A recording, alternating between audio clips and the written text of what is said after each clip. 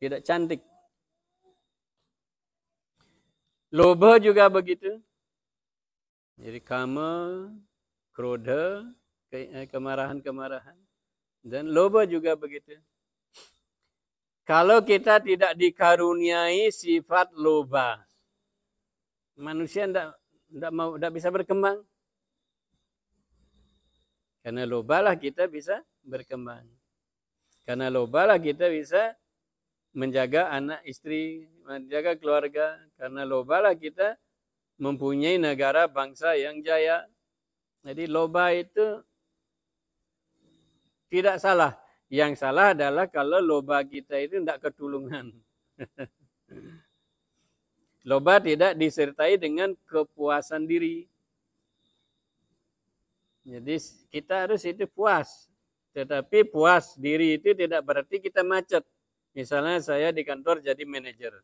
Sudah puas saya. Tidak berarti saya hentikan. Usaha saya harus naik. Kenapa? Di kantor itu ada jenjang yang memang harus kita capai. Ya, kita harus menginginkan itu. Menginginkan tidak berarti kita loba, kita puas. Menginginkan berusaha dengan baik, nanti capaiannya apa, itulah dia. Jadi orang berpuas hati selalu bersama lobanya. Loba tidak berarti loba yang jelek, loba yang ingin mengangkat dirinya, mengangkat orang lain. Di loba itu kalau dikendalikan dengan baik, dia menjadi swarga dwarem, swarga dwara. Pintu mengantarkan ke kemuliaan, ke surga. Krodha, kemarahan juga kalau kita berhasil mengendalikan dengan baik. Di mana seharusnya kita marah, kepada siapa harusnya kita marah. Kalau pada orang yang kita tidak kenal kita marah ya, salah. Kemudian kalau anak-anak kita keterlaluan nakalnya, kita tidak isi marah diri kita ya, kita salah. Jadi kita harus bisa mengarahkan kemarahan kita.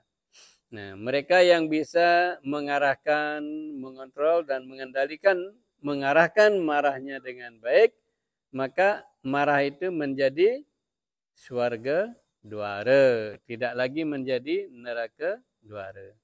Tidak lagi menjadi neraka dwara atau pintu gerbang mengantarkan ke neraka, melainkan menjadi swarga dwara, pintu gerbang mengantarkan kepada pencapaian kemuliaan, kepada surga-surga.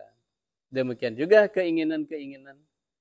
Kalau keinginan-keinginan dikontrol, dikendalikan, dan diarahkan kepada jalan yang benar, yang mulia, maka kamu atau keinginan-keinginan yang tak terhingga itu menjadilah dia swarga dwara, tidak lagi menjadi neraka dwara. Nah, mereka yang wimukta dari ketiga ini sudah wimukta, sudah terbebaskan. Terbebaskan dari kamu, terbebaskan dari krodha, dan terbebaskan dari loba. Mereka yang sudah mampu mengarahkan, mengendalikan ya, mengendalikan, mengontrol dan mengarahkan keinginan-keinginan, hawa nafsu, loba, kelobaan, dan kemarahan ketiga ini, maka mereka itu akan acaratiyat manah sresta. Dia akan selalu melakukan perbuatan-perbuatan yang demi kebaikan dirinya. Karena dia akan mulai menyadari, ternyata saya belum mencintai diri saya. Saya berlebihan mencintai orang lain. Saya berlebihan mencintai dunia. Saya alpa mencintai diri saya. Nah, mulailah dia melakukan segala perbuatan yang dilakukan pasti demi kebaikan dirinya. Karena apa? Karena setelah orang mengontrol, terbebaskan dari kama, krodha, loba, orang akan lebih memahami dan lebih menghargai hidup manusianya. Bahwa kita terlahirkan di dunia ini tidak hanya sekedar untuk buang-buang waktu, buang-buang hidup manusia kita. Apapun alasannya ya. Tidak untuk itu. Entah alasan dunia baik, entah alasan dunianya tidak baik. Tidak untuk itu hidup manusia kita. Setelah orang mengetahui ya, Kamo Krodolobo itu adalah pintu gerbang ke neraka kalau tidak dikendalikan. Kamo Krodolobo itu pintu gerbang ke surga kalau dikendalikan. Setelah memahami itulah mereka pasti terantar kepada praktek-praktek spiritual atau apapun yang dilakukan pasti selalu untuk mengangkat dirinya. Sreya ke arah yang lebih baik. Sreya itu artinya lebih baik. Acarati dia akan selalu melakukan sreya, hal-hal yang lebih baik yang membuat atmanah, yang membuat dirinya itu sreya menjadi lebih baik, lebih baik, lebih baik. Jadi demikian ketiga pintu gerbang neraka itu jika orang